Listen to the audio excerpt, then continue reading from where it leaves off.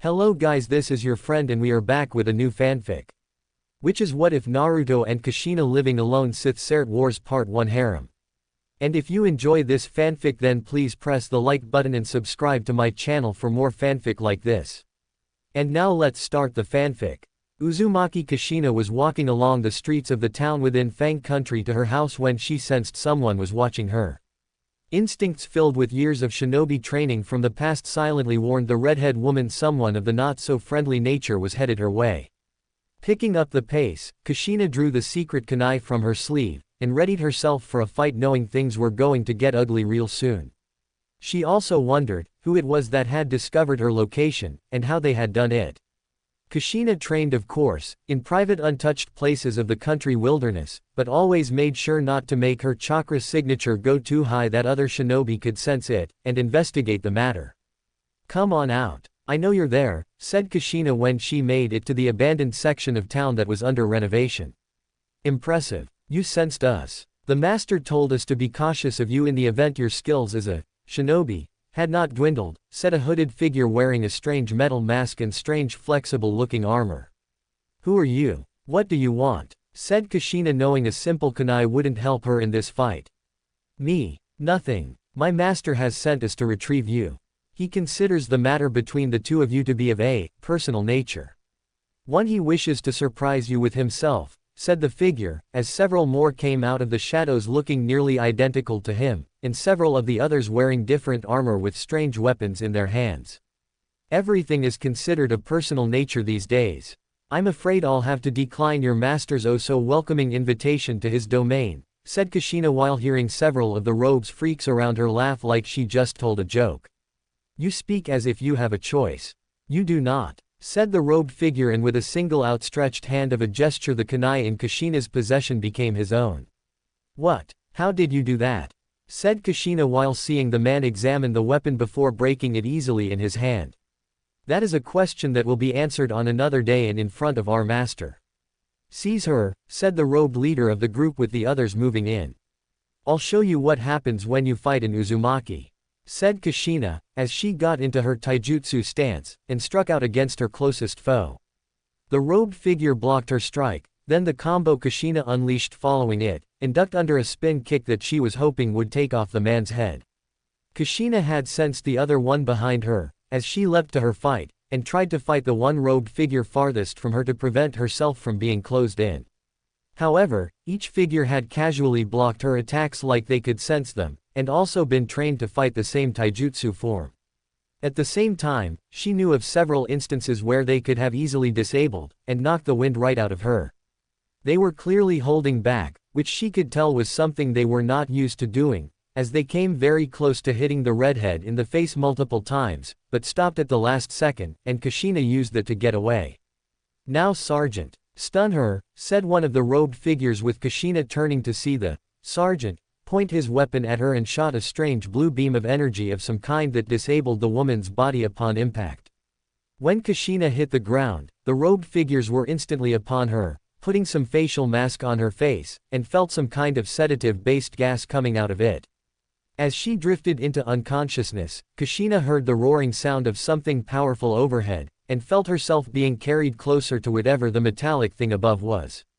Konoha several days later. "Is this accurate?" said Tsunade staring at Jiraiya seeing the Sani nod. "Yeah, my spy in Fang country nearly pissed himself when he told me.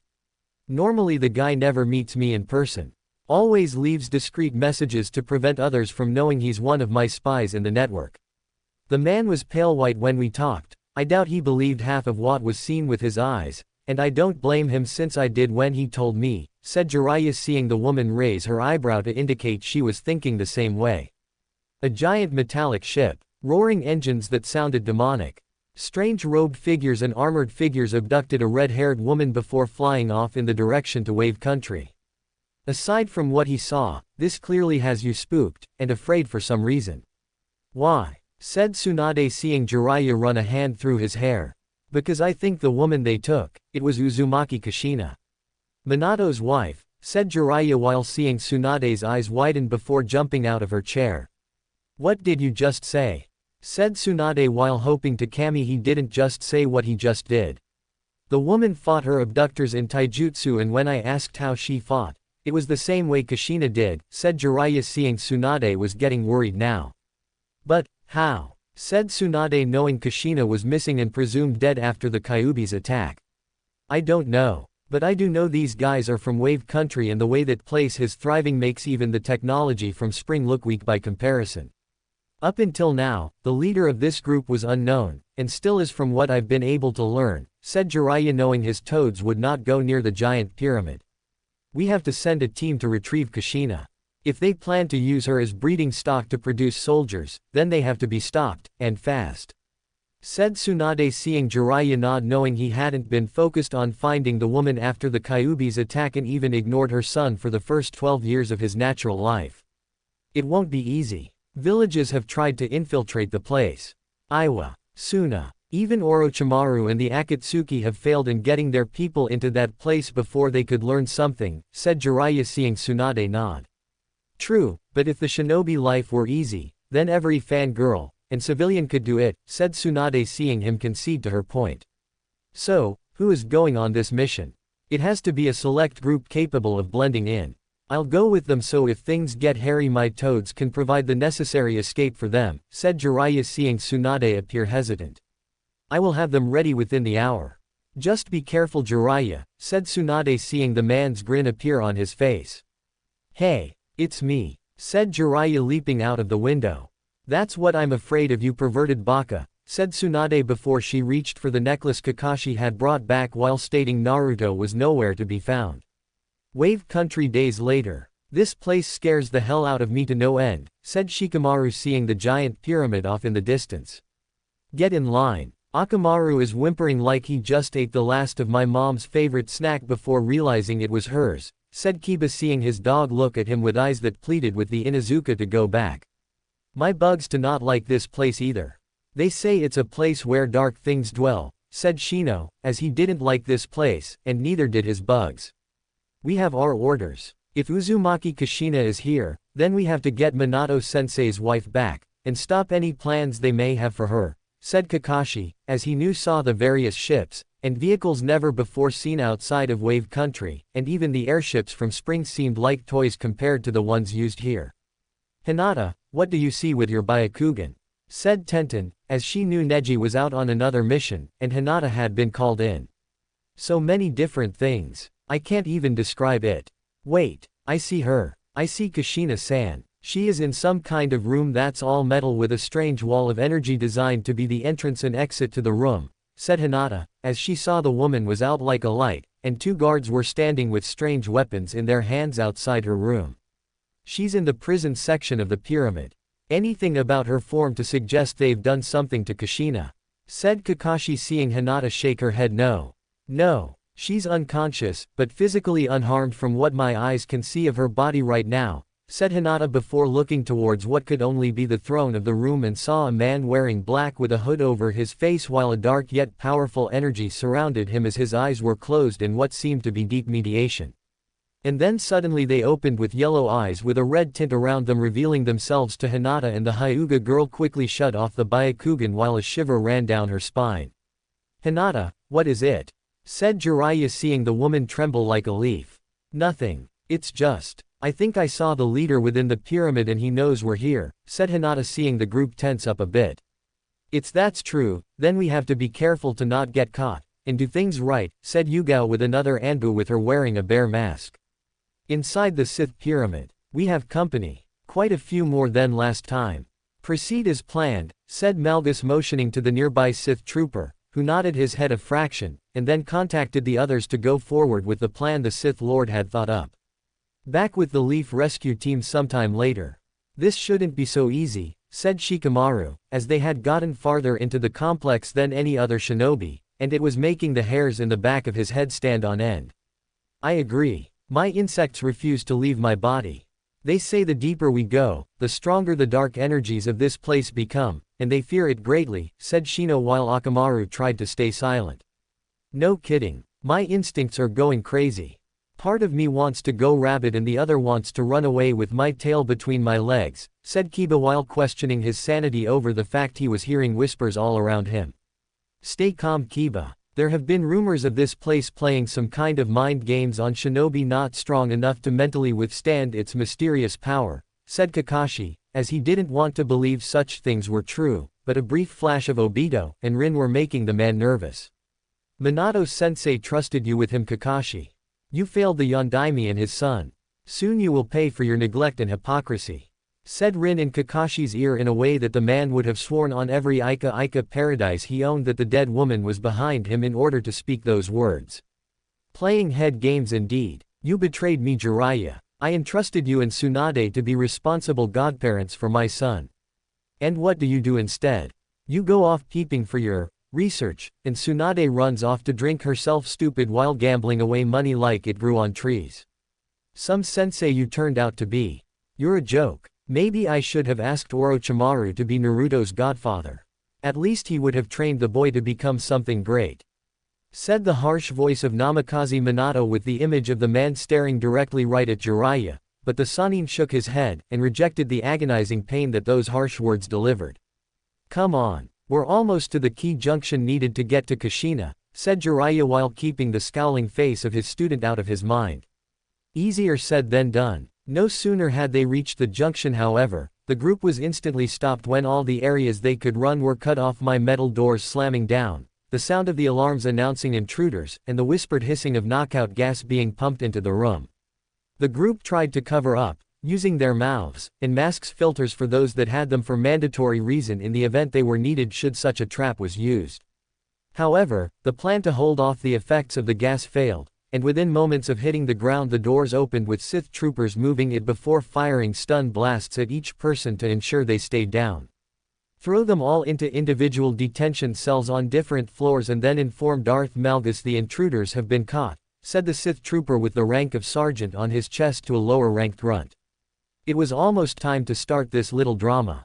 Detention center. Ow. What the hell? Feels like I've got a headache the size of the Hokage monument, said Kiba, as he got up from strange metal bed attached to the wall, and saw himself in a square room with only one way out.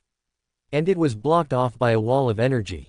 The feeling is the same for me too, said Shino, a similar cell across from him. Shino, where is everyone? Said Kiba, as he realized Akamaru wasn't here with him, and had strange cuffs on his wrists. In different cells like ours, I theorize. My bugs overheard one of them order us to be relocated on different floors. The fact we are here on this floor means the others are probably paired somewhat together on different sections of the prison area, said Shino while wishing his bugs would obey his commands to find a weakness to the room. But why like this? Said Kiba, wishing he could scratch his head right now. Most likely to make us talk to each other. I suspect there are recording devices listening in on our conversation to possibly use against us in our interrogations, said Shino while Kiba just shivered slightly while thinking of a certain female special Junin back home and the other one with the scars on his face. So what do you think will happen next? Said Kiba, seeing Shino raise an eyebrow at him. Why do you assume I know? Said Shino simply. Because you're the logical thinker between us and you're Shino. Said Kiba, seeing the Aburame shake his head while clearly not amused. It doesn't matter what I think will happen next, as it is obvious what will happen next, and it will not be pleasant, said Shino, seeing Kiba go pale for a second. Yeah, I imagine torture never is during an interrogation, said Kiba, hoping they weren't doing anything to Akamaru right now. No, it is not. Still, we now have a name to the leader of this place, and if we could find a way to get the name to the outside world would be a small victory for us, said Shino, as he just needed one of his insects to make the trip to Leaf, and into the hands of one of the Aburame clan members. What's his name? Said Kiba curiously. Darth Malgus, said Shino simply while the name made both of them shiver in fear for some reason. Nice name. Bet he gets a lot of ladies with that, said Kiba with a grin in hopes joking would make the situation less dismal. Now is not the time to make jokes, Kiba. No doubt they will inform him of it and he will not be pleased, said Shino, seeing Kiba whimper a little, knowing that was most likely true. It can't get any worse, right? Said Kiba, seeing Shino again raise an eyebrow at him. The door down the hall opened and the sounds of footsteps were soon heard echoing around them while getting louder with each passing second.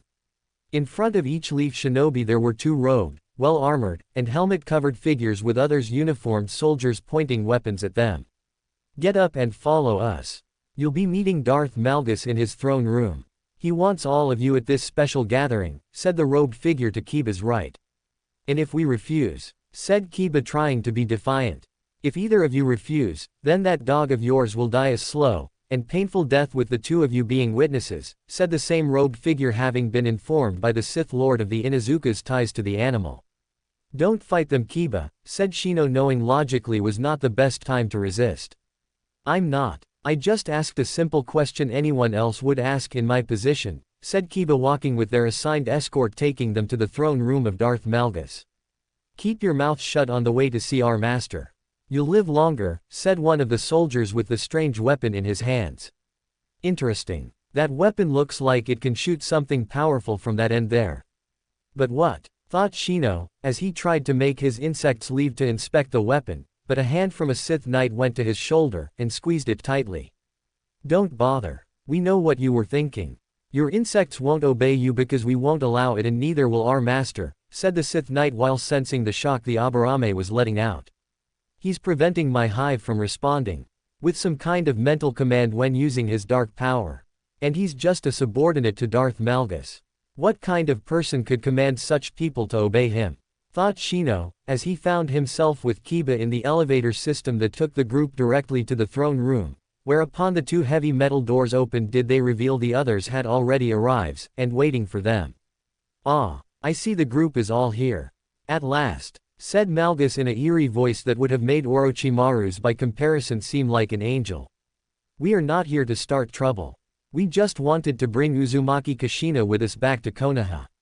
It's her home, said Shikamaru, knowing it was impossible to hide his thoughts from the man on the throne with that blue-skinned woman with two hanging tentacles on her head standing beside him. Her home. Strange that I found her living in Fang country and not in Konoha around the time my soldiers retrieved her. Why do you think that is? Said Malgus, seeing the group flinch under his gaze while Kushina barely hid hers. She was on a mission, said the Anbu with the bear mask, only to be hit with the butt of the blaster rifle from a Sith trooper to the side of his head, and it was clear lying was not tolerated in the Sith Lord's presence. Fool. Your thoughts betray you. All of your minds do. I can see every thought, secret, and desire that burns within your mind. I know every joy, every tragedy, and humiliation you have endured up to this point in life. You can hide nothing from me, said Malgus while staring at them all and slowly rising from his throne. Tell them, my love. Tell them all why they are here. Especially these two, said Alina sensually while pointing at Kushina and Hinata, with both women shivering in fear. In due time, my love. Patience. I have waited so many years for this moment, regardless of the fact that I believed it would never happen. And it can wait a little while longer, said Malgus, caressing his lover's face. Anything so deformed as her should be killed, said the Anbu bear-masked shinobi of the leaf. Only to find an invisible hand squeezing his neck and lifting him right off the ground. Deformed. Her. You know nothing of what she is, fool. Such a primitive mind from a backwater planet. To think I was born here on this mud ball with the rest of you. Said Malgus while sensing the confusion, shock, and fear that came off of them all from that statement. The way you speak about us, it's clear you've gone beyond the boundaries of this world onto something far greater, and resent this world on a deeper level, said Shikamaru, as he saw Malgus turn to him, and then release the invisible hold on the leaf Anbu with the man falling down to the metal floor. And breaking his right arm in two places upon impact. As smart as ever, Shikamaru. I see the lazy tendencies when we grew up didn't hamper your shinobi skills when it came to strategizing, said Malgus, seeing Shikamaru look at him now with surprise that they apparently knew each other at some point. You were a leaf shinobi. Said Kiba in shock. Yes, I was one of you. Granted, I look much different than I did back when you knew me, said Malgus, laughing slightly in amusement while they tried to remember him. What did you look like before now? Said Hinata, seeing Malgus direct his eyes at her. Oh, if you only knew who I was before now, and the reaction I would see because of it, said Malgus with a smile behind his breathing mask before turning to Kushina and just frowned at her. What do you want with me and the Hyuga girl? Certainly not a need to get your rocks off since you have her to do it for you and make children, said Kushina defiantly, but was backhanded by Malgus, and a bruise appeared on the woman's cheek. Speak disrespectfully about Alina again and I'll destroy you. Besides, even if I took the Hyuga girl to my bed, I'd sooner kill myself than commit incest with the likes of you, and create children in the process," said Malgus, as he snarled at the woman in disgust, and saw the shock from the others at his words. "Incest? You mean, the woman is related to you? Are you an Uzumaki too?" said Jiraiya, seeing Malgus laugh now, as he turned to face him, and walked towards the bound Sannin. "I am. Or rather I was an Uzumaki. I have long since left my old birth name behind for something greater, stronger, and more powerful," said Malgus, staring the Sannin right in the eyes. "Darth Malgus," said Jiraiya with a raised eyebrow. "Sounds kind of grimy to me," said Kakashi while waiting for the right moment to spring his Sharingan on the Sith Lord. Only to be struck by force lightning with the power the attack behind it sent the Junin flying into Yugao, with the woman feeling a fraction of electrical pain, but still cried out from the sudden shock, and the two whimpered in agony. Jiraiya and the others could only watch in utter horror at the pain the two Junin seemed to be in from that single attack. It looked like a lightning jutsu, but more cruel, and the color was different too, thought Jiraiya while seeing two Sith Knights separate the two from each other. "I wouldn't expect any of you primitive people to understand," said Malgus, as he walked back to Kushina before removing his respirator mask and hood so they could see what his face looked like. "You're not an Uzumaki. None of us would look like you do," said Kushina while she fought back the flinch from seeing Malgus's scarred face twist when he smirked. "And I thought you shinobi could see underneath the underneath. See the truth behind the truth within the truth. You are shadow of your former self. When my men informed me of you being captured so easily, I was actually disappointed, and expected them to at least have one wounded among them. Then again, I did train them well, and they have served me well when in combat against my enemies," said Malgus with pride in his voice at the end, and sensed his army embrace it.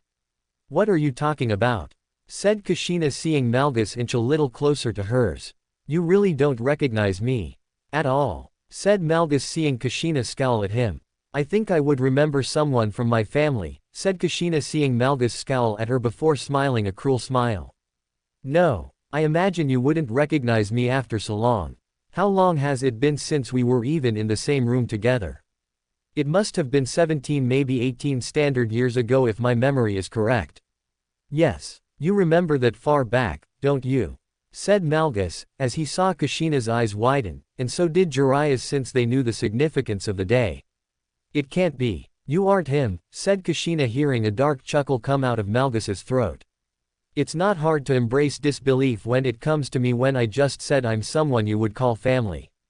Then again, how would you know if I was him when you haven't even been there during my time growing up, and seen me become this figure standing before you?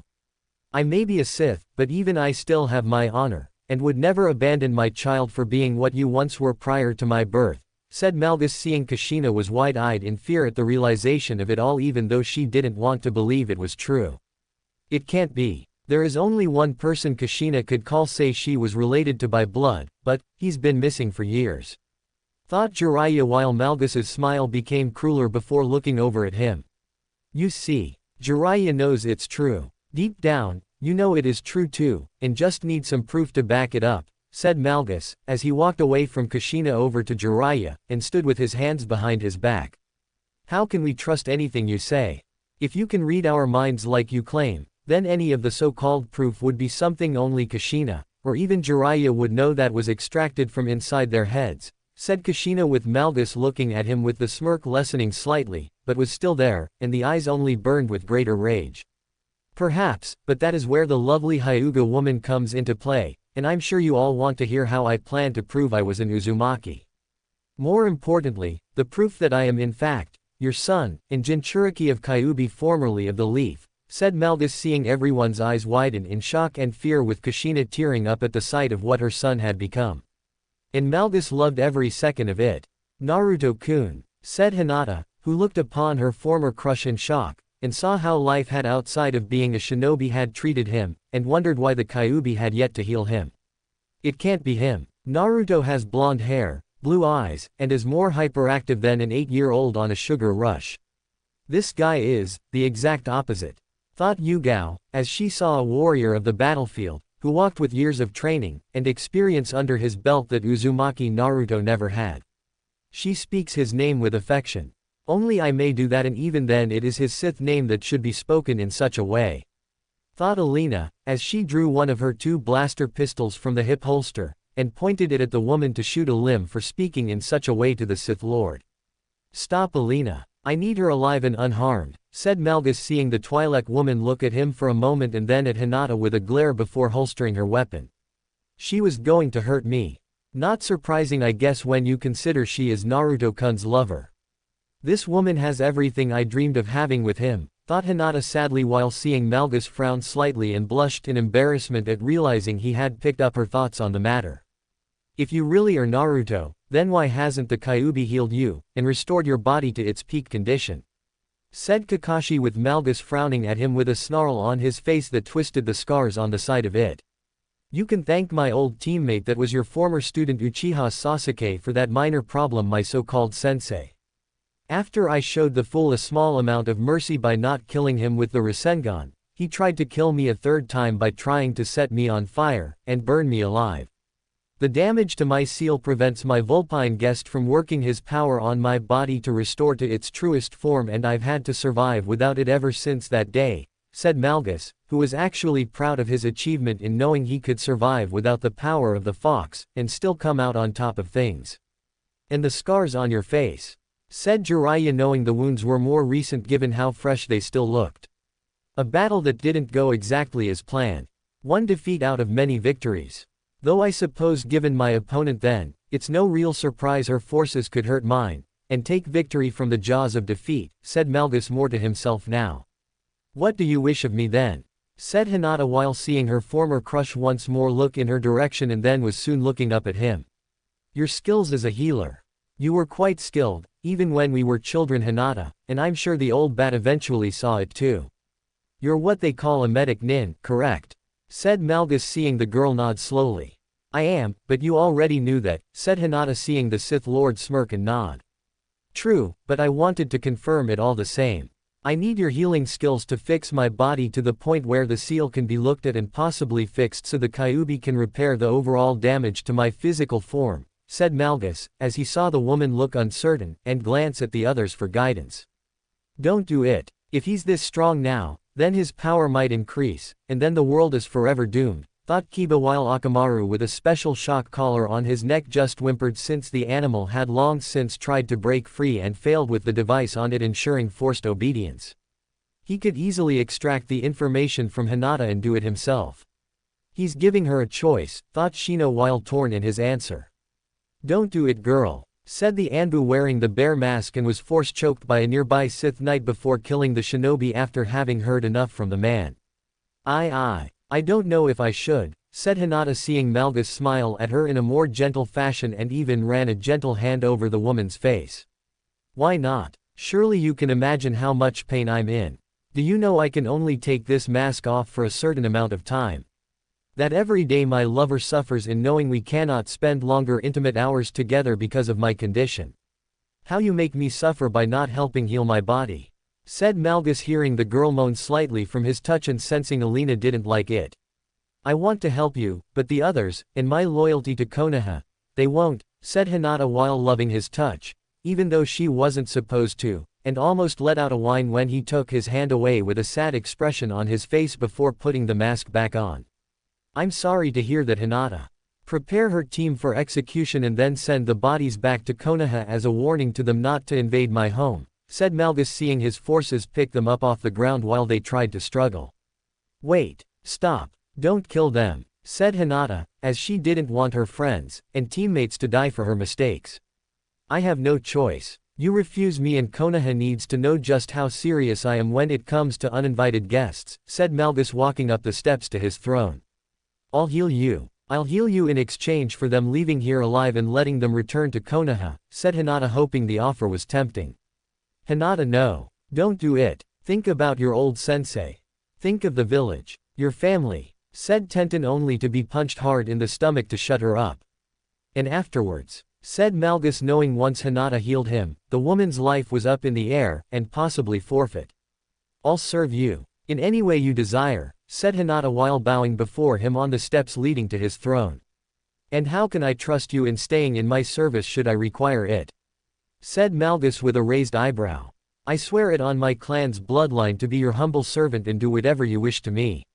My life will be yours to command, said Hinata with the others behind her in shock at this news. You stupid Hyuga girl. Don't make such a commitment like that to him, said Kushina before being silenced by a glare from Malgus. Interesting. You would pledge your life to me. As my new servant. Do whatever it is I asked of you.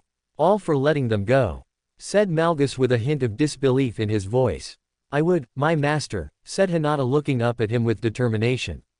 Insolent wench, said Alina angrily pointing her blaster pistol at her, but it was yanked out of her hand by Darth Malgus using the Force, and the Sith Lord just shook his head in disapproval. That is enough, Alina, said Malgus with authority in his voice that told the Twi'lek woman to not do that again. Yes, my lord, said Alina, knowing when to not push her luck with him. Stun them, put them on a transport, and dump their bodies in Konoha from an adequate height for them to fall. Take these two women to their assigned prison cells, said Malgus, seeing his troops nod before doing as commanded. Why did you do that? Said Alina, seeing Malgus sit back on his throne with those eyes of his burning with the intensity of the dark side of the Force. Why not? Did you not see their reaction to my words? Despite not looking like my old self, they knew I was that boy all those years ago, and when they report it to the village leader, it will bring them fear. All who feared, hated, shunned, and abused me will now learn of my return. My enemies will gather the full might of their strength against me in the belief they can win. Their so-called heroes will gather, their forces marshaled to strike out at us, and yet in the end they die bravely on the battlefield. I will give my enemies the honor they never gave me when I was growing up under their rule, said Malgus, letting out a chuckle while his lover stared at him with curiosity written all over her face. What honor is that? Said Alina, seeing him grin more behind his mask. Simple, Alina. I'm going to give them the honor of dying while trying their hardest to win. I want them to attack me everything they've got, so when I crush them, there will be no excuses within their minds before they die. Said Malgus, seeing Alina walk over to him again, taking the blaster pistol still in his hand from him, and holstering before sitting down on his lap. And then, said Alina, knowing there was more to the plan than just the fighting and the conquering of the planet. And then we rebuild from ashes of our enemies. The people will submit to my rule and my will. In return, I will spread technological wonders throughout the world, healing the old of their insignificant illnesses, educate the young in our ways, and bring about a new era of prosperity never before witnessed, said Malgus, seeing Alina smile at him. And begin the reign of the new Sith Emperor, said Alina, hearing Malgus chuckle at her choice of words. Indeed, Emperor Malgus does have a certain ring to it, said Malgus, seeing Alina lean closer to him. Long live Sith Emperor Malgus, said Alina before she pulled down the breathing mask and kissed him on the lips. In another section of the pyramid, in the prison section, Hyuga Hinata watched them with her eyes, and wished that was her on Naruto's lap. Maybe I still can. If I prove myself enough, maybe Naruto-kun will take an interest in me, and I can turn him away from this. I have to try, thought Hinata, as she had reached Naruto before when fighting in the Chunin exam preliminaries while fighting Neji, and knew she would have to try again some other way. As for Kushina, she was weeping now in her own cell, and the realization of how stupid it was to neglect Naruto after his birth had helped make him this way, and wished to take all those years back. She had heard the stories of Naruto doing things in Konoha, part of her wanted to go back, but then the weeks turned to months, and the months turned to years. With each passing year, Kushina wondered if Naruto would even love her if she ever came back into his life, and if it was even possible to answer the question of where she had been the whole time. What could she even say to him? Oh son, I left because of the demon sealed inside of you, and wanted to be free from the past by running away like a damn coward.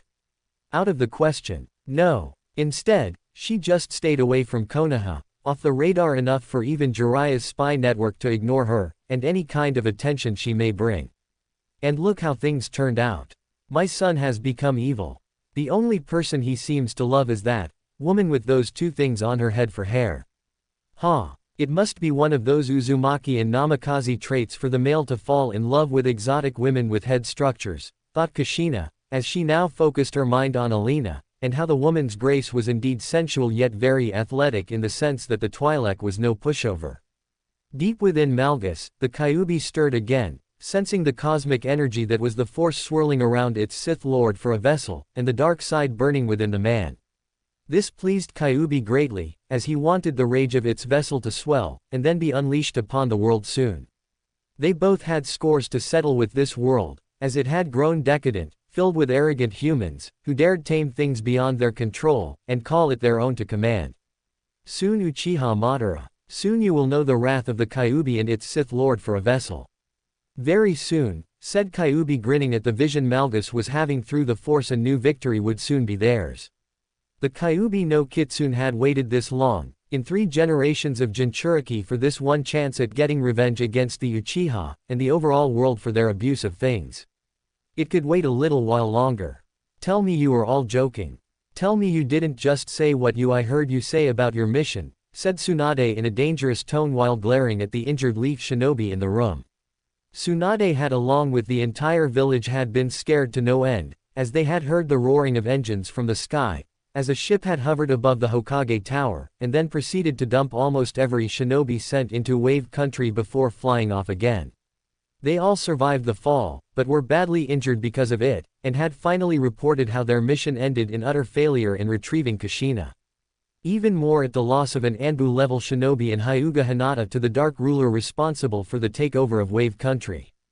Then, when Jiraiya was told just who the leader was, and that it was Naruto of all people, well, she was a second away from smashing the Toad Sannin into tiny pieces. However, the others had reported the same thing Jiraiya had witnessed, even going so far as to describe Naruto's current facial features, and the reason behind Hinata becoming his prisoner. While no one knew the extent of Kushina's fate while in the dark pyramid-like structure, they all knew it wouldn't be pleasant, and that Naruto was not so forgiving like he was as a child. I wish we were all lying, Tsunade. Hell, I wish this was just a bad nightmare, and could wake up from it. Sadly, it's not the case, and Naruto is now our enemy, said Jiraiya, as he wasn't going to call his student's son by the Sith name Darth Malgus, and certainly not in front of Tsunade. This is becoming bad and fast.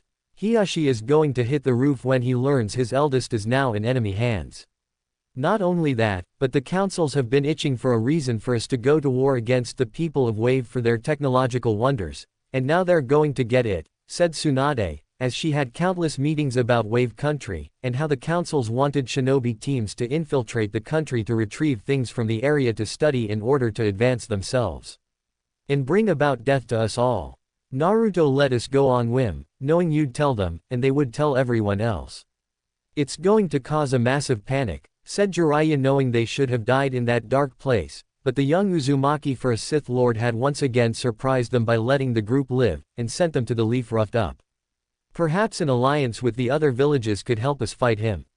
The temptation of the wonders Naruto's pyramid possesses could entice them to work together, said Tsunade, seeing Jiraiya shake his head no. And what's to stop them from breaking the alliance should Naruto persuade them to just switch sides in exchange for a small sample of those wonders? The kid knows just how to undermine us and any allies we might gain to fight him should we have any at all. Spring Country isn't exactly happy with us for still keeping Naruto in the bingo book as an S-class missing nin, with the bounty being so high every greedy bastard has tried to find the Gaki, said Jiraiya, seeing the woman slump in her chair. I didn't want to do it, but the fact Naruto is the Kyuubi Jinchuriki was what made the bounty so high in the first place, and there was nothing I could do, said Tsunade, seeing the man shake his head, knowing that was sadly the case. What we going to do? If we send anyone from Konoha to Wave Country, and we are going to have them return in body bags, said Jiraiya, seeing Tsunade look at him with eyes that showed she clearly didn't know. We go on the defensive until we can figure out how to strike back against him, said Tsunade, knowing this wasn't going to end well for anyone involved. Assuming there is a defense against him and his forces, said Jiraiya before leaving with the others. Sith Temple Medical Wing 2 weeks later. I still don't trust her, said Alina, as she stood with Malgus, who was currently from the waist up, and saw the Sith Lord smile behind his mask. You don't trust any female in my presence for a minute, my love, said Malgus, seeing the blue-skinned woman look away with a blush tinting her cheeks. And for good reason, said Alina while getting a chuckle from Malgus. Over the past couple of weeks, Hinata had been under the supervision of medical droids doing various tests on recreating the healing cream she made for the Hokage during her apprenticeship to the Slug Princess, and taken a great deal of time to make the required amount.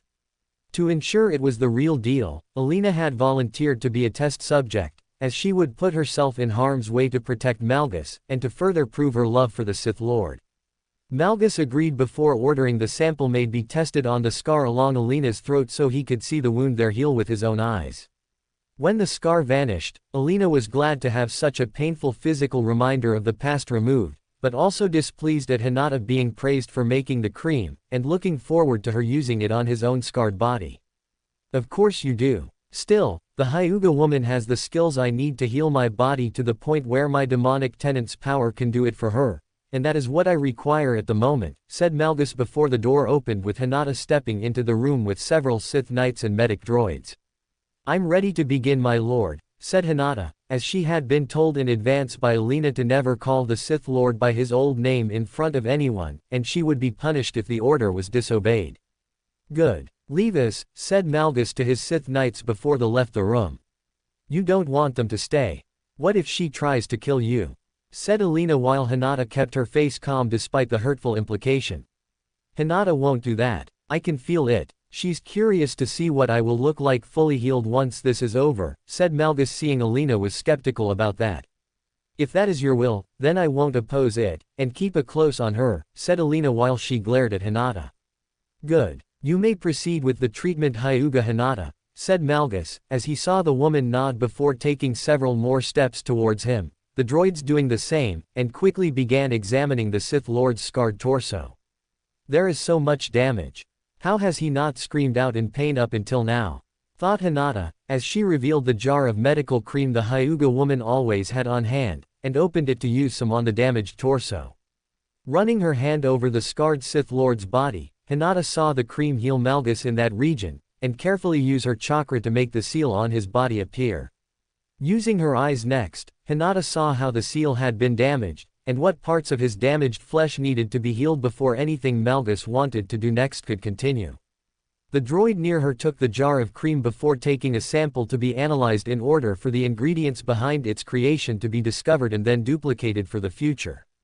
As for Alina, the Twi'lek woman glare intensified when Hinata ran her hands further over the damaged torso with more of the cream in her hands, and saw the Sith Lord had his eyes closed with a sense of peace on his face.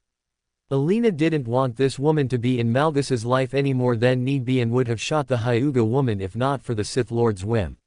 The area where your seal is located has been healed, my lord. It is done, said Hinata, as she removed her hands, and took several steps back while the medical droids examined the Sith Lord's body to ensure no complications had arisen. Yes, I feel it. Did you acquire the sealing ink and paintbrush I asked for? Said Malgus, as he saw Alina nod, and bring them out for him to take. Will this work, my lord?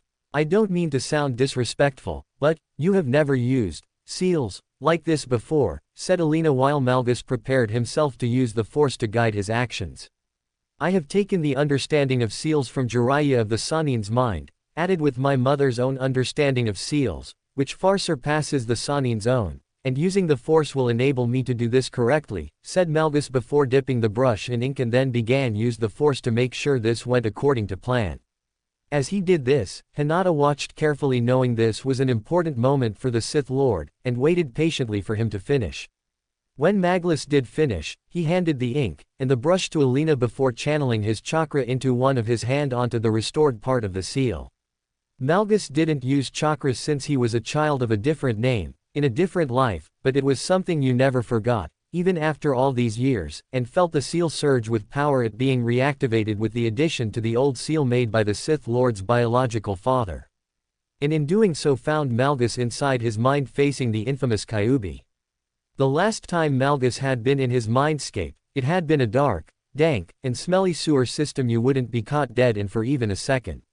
Now it had undergone a revolutionary technological redesign similar to the Sith Temple, as it had sliding doors, elevator system for accessing his memories, and special defense systems to keep others like Shinobi from the Yamanaka clan or Uchiha clan out.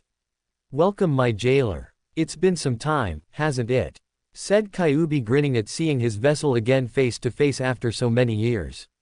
Indeed it has, fur ball, said Malgus walking towards the seal and stopped seconds before the fox lashed out with its claws, missing the Sith Lord by less than an inch. Your mastery of the Force serves you well. As I knew it would, said Kyuubi, seeing the Sith Lord look at him with expressionless face. You know why I am here, said Malgus, as he wasn't going to dance around this matter, and get right to the point. Of course. Just because we haven't communicated, doesn't mean I was unaware of your progress in life, and I must confess I am quite impressed at how well you have done without me influencing it, said Kyuubi, seeing Malgus nod. If you are strong you live. If you are weak then you die, said Malgus with an intensity centered around that belief. Agreed. Hence why I am going to make you stronger by healing your body. You have proved yourself worthy of it, said Kyuubi, seeing Malgus smirk at him. Proceed, said Malgus, seeing the fox grin at him. This will not be pleasant, said Kyuubi, seeing the man scoff. Almost everything in my life has been unpleasant, said Malgus, seeing Kyuubi nod in agreement. One of the many things we have in common. Brace yourself, said Kyuubi before flooding the Sith Lord's body with demonic chakra, and saw Malgus struggling to hold back the scream that wanted to come out of his mouth. It felt like Aldrianan fighting the force push that Satel Shan had unleashed on him, with the difference being this felt like a wall of fire. Finally, the Sith Lord couldn't hold back his screams, as he felt the injuries and scars of his flesh healing. The blonde hair that had long been absent for roughly half a standard decade could be felt growing like a plant, but was burning like his head was on fire again, like it was when Uchiha Sasuke had set him on fire, and hurt more than anything he could ever dream of. Outside of the seal, Alina and Hinata looked on with worry at seeing Malgus become consumed in demonic chakra while the Sith Lord screamed out in pain. The medical droids backed away, unsure how to handle this new phenomenon, and everyone in the room watched Malgus's body become something godly, if the droids could understand that term, before their eyes. Pale scarred skin was now tan with traces of scarring to show he was no stranger to battle. The man's face was scar-free, if you didn't count the whisker marks on each cheek, and the once bald head had filled with spiky blonde hair that had a wild look to it. When it was over, Malgus fell to his knees, breathing heavily with eyes wide open, and carefully rose from the ground to test his newly restored body. Alina was instantly at his side, feeling flesh that felt was warm and alive over the usual cold scarred body she had laid down within their bed when making love. She didn't care if his body was scarred or not. Alina loved him no matter what he looked like and stood by that even now. Still, the Twi'lek woman couldn't deny the incredible sensation of feeling his body in this state, and she shuddered in pleasure at what awaited her when they made love again. Hinata was also at his side, her eyes now activated to their fullest potential, as she had to check to see if the man that was once her crush had his body fully healed with Kyuubi's chakra, and saw it was in fact healthy again. Bones were stronger than before, muscle mass had an increase in key parts of Malgus's body to allow additional strength, and even flexibility that the Sith Lord had denied himself on account of his injuries, plus the heavy armor that limited it from the start. "My lord, are you all right?" said Alina, as she touched his hair, and felt a sense of pleasure running through her fingers at the sensation. "Yes, I feel better. Better than I have in ages. Thank you, Hyuga Hinata. Through your help, I have achieved in becoming stronger than ever before," said Malgus, as he turned to Hinata, who blushed at his praise, and quickly bowed to keep it from him. "I am honored, my lord. May you and Alina enjoy this newfound health together," said Hinata, as to make the Twi'lek know he was hers, and would not interfere in their life as lovers. "Don't be so humble, my dear. You shall enjoy it too, if you wish it," said Malgus, as he made the woman stand up fully, and see the shock on her face while sensing Alina felt the same way despite knowing this was always a possibility. Me. But Alina is your lover. I don't want to impose," said Hinata, as she looked to Alina for help in the belief the blue-skinned woman would try to persuade Malgus from this, but surprisingly the Twi'lek looked like she had made peace with the matter, knowing it was what the Sith Lord wanted, and had no right to protest. "She is. She always will be. That will never change. But that doesn't mean I can't have another.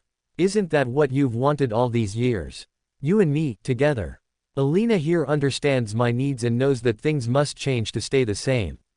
What I seek in women, is they are exotic, strong as they are beautiful, and can trust to protect my back when surrounded by enemies. Like Alina, you have all those qualities that I seek when it comes to having a lover." Hinata, said Malgus, as he saw the woman look up at him with those lavender eyes, unsure of what to do, afraid to step on the other woman's toes, and yet there was a deep yearning within them the Sith Lord saw to be by his side. "Yes, She had desired him for years. Yes, she did want him to be his lover. To wake up in the morning in his bed with the man lying beside her with a smile on both their faces from remembering a night of intense love-making. Dare she say yes? Dare she become bold and kiss him? Let him kiss her. In front of his first lover no less. I would be honored, said Hinata, as she kissed him, and he returned it with a passion that the Hyuga woman felt on a level she never thought possible.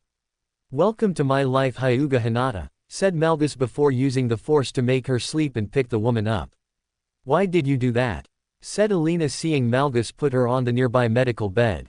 So we can talk. Leave us. We're healthy now, said Malgus seeing the medical droids nod once and then leave them.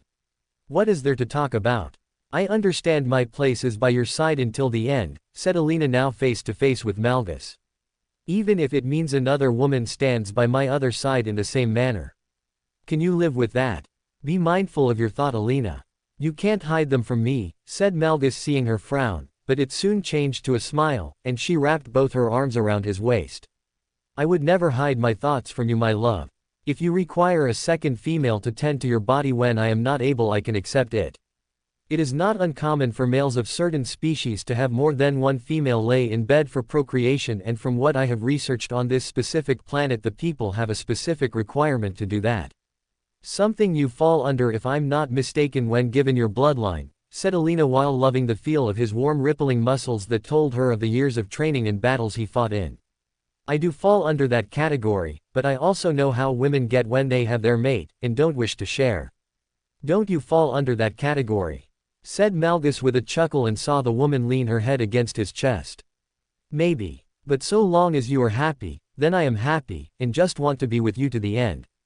Promise me you will. That's all I ask. Promise me on your warrior's honor, said Alina seeing Malgus look into her eyes and for a moment they were the eyes of a Sith, but those of an intense blue beyond her own skin, and they held that sense of honor she had always known was there. I promise Alina. On my warrior's honor, said Malgus before he kissed her on the lips with an intense passion. Konoha at the moment. He must be destroyed like we told the Sandaime the day of his birth. Said Homura, as he didn't approve of the Kyuubi Jinchuriki being alive then, and didn't approve of the boy-turned Sith Lord rising to power. Power the Leaf could not control. Troublesome. Don't you think such an option is kind of hard to do given how strong his soldiers are? It's clear we are dealing with a battle-hardened force here, which is far more advanced, trained, and stronger than anyone in this village could even imagine. The fact one of them could command the bugs of the young Aburame of the retrieval team to stay inactive is something truly frightening.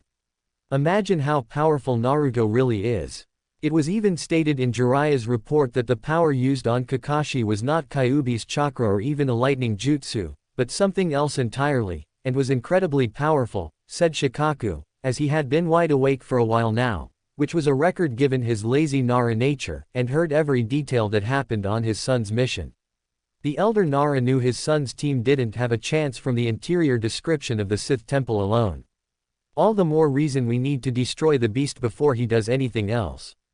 He has Hyuga Hinata in his clutches and his mother too. Who knows if she's really a prisoner? Said Kaharu having never liked the woman or anyone from Whirlpool for that matter. She was a prisoner. I was in a cell across from her. No special treatment was given the entire time I was sitting mine. She was dragged out roughly like I was. Hell, Naruto even backhanded Kushina right across the face in front of all of us, and that was before anyone knew he was Naruto, said Jiraiya seeing the Hokage grimace at that. Still, the demon brat must be slain, or captured for study. The only comfort we have is the Akatsuki and Orochimaru are going to harass the monster for his wonders. We can use that time to do our own raids on his land, said Danzo knowing a fraction of those technological wonders could make Konoha unbeatable. You really think Naruto is going to just sit on his throne and let those two factions not to mention us just make moves to take him down? We're talking about someone who is an Uzumaki by birthright, and are known for their unpredictability. They think outside the box we make for ourselves regarding everything we know. Fighting, jutsus, sealing, and every other aspect of the shinobi way. Now take that very same kid, give him what he has now, and throw him back into our world battle hardened with years of experience under his belt. The boy is no longer a boy. That is a warrior, who has fought, killed, been injured, and most likely came close to death on a few occasions only to come out alive. This is a warrior, who doesn't know fear, and instills it on his enemies without remorse, knowing in his mind that they deserve to feel before killing them. The eyes I saw in that pyramid were the eyes of a cold, vengeful man, who knows what he has power, and how to use that power to its fullest potential, said Jiraiya, seeing the clan heads shiver in fear at this information. You spoke of his seal being damaged, Jiraiya. Thus his body isn't at its peak. Could he fix the seal? Said Tsunade, seeing the drawn description the Sannin had made of what their godson, and it broke her heart to see it. I don't know. He was never taught anything about sealing. Then again, Naruto was never taught anything thanks to the teachers at the academy, and thus his education was pretty much shot in terms of being a shinobi. However, said Jiraiya, looking away with a sense of uneasiness. What, Jiraiya? Said Tsunade, seeing the man let out a heavy sigh. Naruto mentioned he had the ability to go through people's minds like a member of the Yamanaka clan, but with the skill and ease of a master. Like he could do it easily, like it was as simple as breathing. During the entire time we were in that room, he could have easily taken information from my head about the art of sealing, and Kushina too, since her own skills were more effective than Minato's ever were, said Jiraiya, seeing everyone go pale at this information. If that's true, then logic dictates that young Uzumaki has already fixed his damaged seal, and using Kyuubi's power to start the healing process, said Shibi, knowing their enemy just got stronger. So how do we take him down? Said a civilian council member nervously. I say an all-out attack from all sides. We can easily convince the other shinobi villages that he's a threat to everyone, and only a uniting of all 5 villages will bring the demon down, said another civilian councilman, who ran the merchant guild, and knew such a strategy like his would make him exceedingly rich. And while they fight the demon, my root can infiltrate from the shadows, and take what I need underneath their noses before they realize what's going on, thought Danzo, as he would agree to such a plan, but play it off with reluctance to avoid suspicion, and set his plans in motion. No one noticed the tiny metallic spider-like creature watching the entire meeting and the facial features on everyone's face. Wave Country throne room of the Sith Temple. Look at them all, Alina, Hinata, Kushina. They're plotting my demise with such desire, in the belief that the wonders of my pyramid will be theirs. Especially that one with the bandages over his eye, said Malgus, while Alina and Hinata stood on either side of his throne, while Kushina stayed confined to having cuffs around her limbs while watching from her position in the throne room at the projection of the meeting of Konoha's top government officials. They are foolish to try my love. Still, they do bring up a good point about those different groups, and how they will be harassing you soon. We should remove them first before we begin taking over this planet, said Alina while watching the screen. I agree. What about you, Hinata? Lend me your many years of experience in the shinobi world, said Malgus, seeing Hinata watch the governing bodies of Konoha's top people to see beyond their faces. I agree, but we should keep a lookout for any attempt by the Leaf, or any other shinobi from another village seeking to take advantage of our eyes being elsewhere, said Hinata, knowing that would be the case with their attention focused on Orochimaru or the ever-looming presence of the Akatsuki organization. We'll deal with Orochimaru first. I don't want that parasite to slither in here to take what doesn't belong to him while I'm dealing with the Akatsuki, said Malgus, seeing the 2 women nod while the third avoided eye contact with him. Why are you so down, Kushina? Your son is doing this world a great service in bringing its people to their knees under his rule, said Alina, seeing the red-haired woman glare at her. By killing and enslaving them, said Kushina before Malgus turned his eyes to her and stared into those burning eyes. Please, they do that now. What does it matter if I do it on a grander scale? As long as the world is united under my rule, the people of this world will benefit from this in the long run, and we both know it, said Malgus, rising from his throne and walking down the steps to the woman that gave him life. And then left him to fight for it alone. You're wrong, said Kushina, seeing her son chuckle. Really? Look at the great technological wonders of my slowly growing Sith Empire you have seen so far. Soon, when I rule this entire world, the wonders in my possession will be shared, and all the people that remain will benefit to such a degree that they will join me without question, said Malgus, grinning at his mother, who looked away from him, and clearly didn't want to embrace his view of the world. I don't believe you, said Kushina while hearing her son chuckle once more. No, I suppose you wouldn't believe me. After all, you haven't seen what I have seen in my time beyond this world. The very galaxy itself is infinite with different planets, filled with beings, their customs, traditions, and their cruelties that make anything this one can throw seem weak by comparison. This world is in chaos, it has no order, and no stability due to countless people fighting for power. In order to have stability in this world, there can be only one ruler, and that someone is me," said Malgus, seeing Kushina looking at him with skepticism. "You really think the people will follow you? Just like that? Not even you can make that happen," said Kushina, seeing her son walk back up the steps to his throne before sitting back down on it. "My naive mother. This isn't the first time I've conquered a world," said Malgus, simply, seeing Kushina's eyes widen in shock. "It's true. When Darth Malgus was fighting for the old Sith Empire, he was expanding it constantly, and has left quite a mark on the galaxy," said Alina, smirking at Kushina, knowing it was true since she helped. "Enough about the past, Alina. Let us focus on the future," said Malgus, as he pressed a few buttons on the chair, and the image of Orochimaru working alongside Kabuto came up. "The Rancor Division was dispatched earlier this morning for this mission, my lord. 2 of our more heavily armed cruisers specified to handle bombardment is in the air at a safe distance with fighter ready to burn the terrain around the Snake Sanin's base to ash," said Alina, seeing Malgus nod while smiling. "Good. They should be well versed in handling him from the info we've been gathering since my forces first arrived here all those years ago. Come, it's time for us to train," said Malgus, as he summoned several Sith Knights to take his mother away, and then went to the training center designed specifically for him. He didn't want to become weak and soft after all. Malgus watched with amusement, as the figure bound with specialized restraints was dragged into his throne room by 2 Sith Knights, and a squad of his troopers keeping their weapons trained on the newest guest in the Sith Lord's temple. Brought from the hell that had once been Rice Country, hunted down trying to flee with Sound Anbu, and Orochimaru beside him. The droids had flanked them group, blasting the Sound Anbu to pieces. A sniper several hundred yards away in a tree took down Orochimaru via one shot to the head, and then shot this one individual in the spine when the lone survivor tried to once again flee.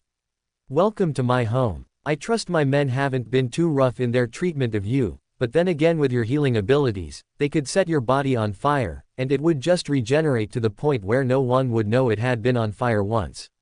Isn't that right, Kabuto?" said Malgus, seeing the spy of Orochimaru glaring hatefully at him. "I'll kill you. I don't know who you are, but when I am free of these restraints, and kill your men, you will be next," said Kabuto before moving his head back slightly when a Sith Knight activated his red-bladed lightsaber and put it dangerously close to his neck. Darth Malgus just laughed behind the hood of his Sith robes. "It's not surprising that you don't recognize me. It's been so many years since we last met. I doubt I would recognize myself from back then," said Malgus, rising from his throne and walked down to the restrained form of Kabuto. "What are you talking about? I've never met you before today," said Kabuto, frowning in confusion. "It seems my men have caused you some kind of memory loss. Let me refresh it for you," said Malgus before removing his hood and saw Kabuto's shocked face of disbelief. You look like him. Like an adult version of the Kyuubi brat. But, you can't be him," said Kabuto, seeing Malgus smirk a cruel smirk. "Oh, but I am him. I just took on a different name, title, and gained some interesting toys to play with that make anything this world has look like crap," said Malgus before putting the hood back on. "What are you going to do to me? I have nothing to offer and I refuse to be your servant," said Kabuto while Malgus just laughed cruelly at him. "You make it sound like I want to hire you. Even if I wanted to remotely consider such an idea, I would sooner stab you with my lightsaber, and feed your remains to a few of my exotic pets I acquired from my time out in the outer rim of the known galaxy. What I do want from you, Kabuto, is to have my medical droids dissect your body, and learn the secrets behind your regeneration recovering abilities so they can be duplicated," said Malgus, seeing Kabuto scowl further. "Why? You already have the Kyuubi healing you. Such an ability is slow when compared to your own with that creature in your gut," said Kabuto, seeing Malgus just grin further, and it scared the former Sound Shinobi. "Me? Who said anything about such knowledge being used for my benefit? No. Such an ability would be more useful in the hands of my troops. Hence why you will dissected, studied, and basically become my lab rat until the day you die," said Malgus with a cruel smile matching his hate-filled voice while staring at Kabuto. "I will get free and I will have my revenge. said Kabuto before being dragged away by the Sith Lord's forces. Fool. I have every contingency planned out in the event you try to escape, said Malgus, though it was more to himself than the restrained body being dragged away before one of his officers came into the room. My lord, we have just received communication from Spring Country, and they wish to discuss diplomatic relations with Wave Country. The country's daimyo leader wishes to meet with you face to face in one standard weekend to come here using one of their own flying ships, said the officer of lieutenant rank. I guess word has already spread of our crushing attack on Rice Country and the death of Orochimaru, with his body being brought before certain powers that handle paying my forces the bounty his head had on him, said Malgus, as he had taken a bingo book off of the dead Konoha Anbu he killed when the Leaf Shinobi were here, and uploaded every missing nin into the system. Yes, my lord. Even now we are receiving reports from various places wishing to sign a non-aggression pact or alliance with us, said Lieutenant before bringing up the different countries that wished to be spared the Sith Lord's wrath. Interesting. Contact the Springs daimyo and please inform its country's ruler I will meet her here for talks about this world's future, said Malgus while looking at the giant globe projection of the world in front of him. Yes, my lord. And what of the others wishing talks? Said the lieutenant, seeing Malgus now showing a scowl and clenching his fists. Ignore them for now. Spring Country is a key country in this world. I wish to keep it that area from being damaged and prevent unnecessary conflict unless required, said Malgus, as the man in front of him was confused, and clearly thought his hearing was off. My lord, said the lieutenant, seeing Malgus smile at him. Their land is filled with resources and I won't have it destroyed simply to satisfy my own bloodlust. Something Darth Revan tried to teach to all who followed him into war those many centuries ago. I studied his teaching thoroughly while at the Sith Academy and identified with him on how to fight my battles. It actually ironic that I would lose one of my battles to his long-line descendant on Alderaan, isn't it? Said Malgus, seeing the man nod his head in reluctant agreement. Anyone with Revan's bloodline are sure to do great things, my lord. Whether they chose to become a Jedi or Sith, said the lieutenant, seeing Malgus nod in agreement. I agree, said Malgus before switching the projection in front of him from the world to the Akatsuki HQ in Aim Village. With your permission, my lord, I wish to return to my other duties, and check with the R&D department on their status with their experiments, said the lieutenant, seeing the Sith Lord nod and wave him off. Go. I expect an update on their progress within the hour and I better be impressed, said Malgus, seeing his loyal officer salute and quickly hurry out of the room. Just because Malgus wasn't burning things to the ground right away didn't mean everyone within his empire could slack off. Konoha. Sometime later, Rice Country was obliterated, said Tsunade, seeing Jiraiya nod grimly. Yeah, and that's putting lightly. Life will return to the country, but it's going to be a slow process, and most likely long after we leave this world for the next. From what I was able to learn, Naruto sent his forces to Rice Country, destroyed it simply to crush Orochimaru, and sound all in one shot. It was well coordinated using tactics and technology we can't even begin to understand in the slightest, said Jiraiya, seeing Tsunade sigh heavily while showing signs of having a massive headache from all this news. Well, that one problem down. But what concerns me is that it will make headway for an even bigger one, said Tsunade, seeing Jiraiya nod.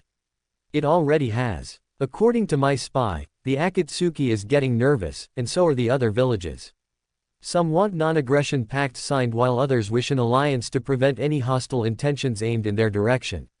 So far, I've determined Spring Country is the only one allowed to have such a consideration, and the daimyo there is going to meet with Naruto at his home by the end of the week, said Jiraiya, seeing Tsunade's face go deathly pale. She sees Naruto as a hero to her people. There is no telling what they will discuss and what she'll agree to while in that structure, said Tsunade, seeing Jiraiya grimace. Yeah, she's heading his way via airship, but is under strict orders to arrive with only 2 bodyguards, and none of them are allowed to be shinobi. The airship is allowed an armed protection detail with a fleet of other airships, but there is a restriction of how far they are allowed into Wave Country, and the one Kyuubi is on must be unarmed of any weapons, said Jiraiya, knowing Malgus wasn't going to let anyone try anything within the center of his domain. And she agreed to it, said Tsunade, while surprised at Spring's daimyo at agreeing to the terms. She trusts Naruto. He's carved out his own realm without killing a single person to get it and has an advanced army to back it up. Not to mention his own strange powers that have nothing to do with Kyuubi, said Jiraiya, knowing that the boy left quite an impact on the woman. It's the strange powers that concern me. From what you mentioned in your report, the Gaki had the power to choke others from far away distances, and shoot lightning from his hand without a single hand sign, said Tsunade, knowing the rumors were flying all over Konoha now about the Sith Lord. Some said Naruto could enter your body and make you do whatever he wanted. Others claimed he made a pact with Kyuubi to become the ruler of the world and forge it into a new version of hell. Some said he could crush your body with a simple thought if the Sith Lord knew your name and what you look like. Yeah, what I don't get is who or what that blue-skinned woman really is.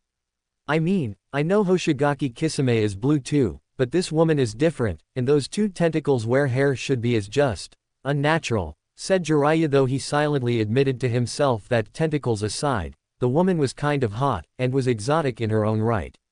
Yes, I was wondering that too. From what Naruto stated, he went to other planets, which are what the stars themselves really are, and apparently they're more just like her. I knew that Gaki had strange taste in things, but I never saw that coming, and I'm feeling sorry for Hinata-chan. She really liked Naruto and now he's off the market, said Tsunade, seeing Jiraiya get a perverted look on his face.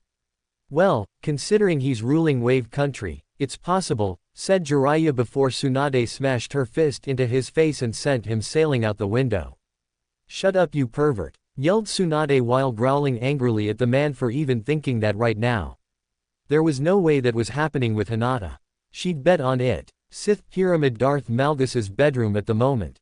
Hinata was in bliss, as she was being kissed passionately by Malgus, who had entered the room, and instantly began this makeout session like he was possessed. Not that Hinata even minded, as she was shocked at first, then ecstatic at this happening once more, and this was not some cruel dream her mind played countless nights when she thought he was lost forever. The Sith Lord had already removed most of her clothing until Hinata was only in her undergarments, and it wasn't long before those fell to the floor, with the two of them falling on the bed to continue this further. Hinata soon wished her lover to be without his clothing too, as she used her own skilled hands to remove what Malgus has on, and looked at the man with lust in her eyes. Indeed, the man had a body fit for a warrior, whether he was a shinobi of a village, or a Sith Lord ruling his expanding Sith Empire that would one day cover the entire world. She returned his passion with her own, calling out his Sith name, as she had accepted that his old name was no longer suited for him anymore, while calling him Veridun, and even Malgus when they were like this. His hands groped her impressive bust, as he kissed the Hyuga woman's neck, knowing the spot there would make the woman get even hotter under the sheets they already were, and the Sith Lord loved how Hinata called out his name. Like Alina, he knew what part of her female body to touch, to caress with his hands, and where the sweet spots were that got both women to become putty under his passionate touches. He thrust his erection into Hinata's womanhood, feeling it enter her with ease from the wetness there already to help him along, and the woman below him holding onto him like he was her lifeline. He kept thrusting into Hinata again and again without stopping his rhythm while the woman called out his name with each thrust. Who am I to you, Hinata? Tell me who I am to you, said Malgus into her ear and felt her legs wrap around his waist. My lover, my master, and my everything, said Hinata, as she felt the pleasure within her rising, and was going to explode soon. Correct, said Malgus, as he sped up his thrusting, and finally came with Hinata doing the same with her cries echoing throughout the room. It was music to the Sith Lord's ears. I love you, said Hinata into the Sith Lord's ear. I know. I do too, said Malgus, as he felt the woman's joy increase further at his words, and held onto him like she was afraid this was a dream. I don't want this to be a dream. Tell me this is real. Please, said Hinata, begged, as she feared even now that this was a dream, and would wake up without him. Alone. This isn't a dream. It's real. I'm real, here with you in this bed, and I can prove it too, said Malgus, as he kissed her neck again, and gave a small thrust forward with Hinata letting out a gasp of pleasure. Prove it to me, my love. Please, begged Hinata into his ear, and could almost see the ear-splitting grin on the Sith Lord's face. With pleasure, said Malgus before he was once again resuming their love-making. With Alina sometime later. Did you have fun? Said Alina with a hint of jealousy in her voice to Malgus when he went to see her after cleaning up from making love to the Hyuga woman. Very much so. Just like I do with you when the two of us are lying together in our bed making love, remember? said Malgus, as he wrapped his arms around her slim waist, and sensed her relax in his arms. I remember. Though I fear one day you won't and leave me for that woman, said Alina before she gasped in pleasure at feeling a gentle hand caress one of her tails. Never. I desire both of you. Neither one will win over the other when it comes to favor with me. Both of you are exotic, beautiful, smart, loyal, and strong. I would be a fool to do such a thing, and we both know I am anything but a fool, said Malgus into her ear, and she shivered slightly once more under his touch. Make love to me, please, said Alina, wanting him to prove it right now once and for all. As you wish, said Malgus, as he locked all the doors to the room using the Force, and began to disrobe the woman of her clothing while she did the same to him. He loved how the women in his life brought out his passion. Akatsuki HQ days later. So the rumors are true. This new threat Darth Malgus is in fact the Kyuubi Jinchuriki Uzumaki Naruto, said Pain, seeing Itachi bow slightly to indicate his answer was a yes. Yes. Though from what I understand, the Kyuubi vessel is much stronger than we could hope to imagine, and his forces are more advanced than anything we've ever seen, said Itachi, as he didn't like this new outcome, and it was making him nervous even if he did not show on his face. Yes. That was made perfectly clear when Rice Country was wiped out and Orochimaru along with it from what we've heard on the matter, said Conan, seeing the other members of the Akatsuki becoming nervous. How do we handle this then? Said Sasori, knowing they just couldn't walk into Wave and take the Sith Lord like they did with Sabaku no Gara. We must prepare for the inevitable. The Kyuubi Jinchuriki was Orochimaru's enemy and the man was killed soon upon Darth Malgus's return. We are also his enemy and will no doubt have to face him soon or be destroyed, said Itachi while the others looked at him and Pain narrowed his eyes slightly at Itachi. How do you know he will strike us soon? Said Pain while sensing Itachi twitching a bit, which was unlike him, and made the other members go on edge when he didn't answer right away. Itachi, said Kisame, seeing the Uchiha sigh. I'm sorry. I have no choice, said Itachi from his position before the area around them deep underground within the village shook violently from the bombardment above. What the hell is that? Said Deidara with concern before looking at Itachi, seeing the Uchiha shake slightly. It's the Sith Empire. They've come to kill us, said Itachi simply. And you brought them here. Traitor, said Hidan angrily at Itachi. As I said, I had no choice, said Itachi before the ceiling above broke open and a large metallic orb fell to the ground in the middle of the group. That was part 1 of this epic Naruto x Star Wars crossover. If you enjoyed this story, please like, share, and subscribe to Fox Fan Fiction for more unique what-if tales. May the Force be with you, or against you.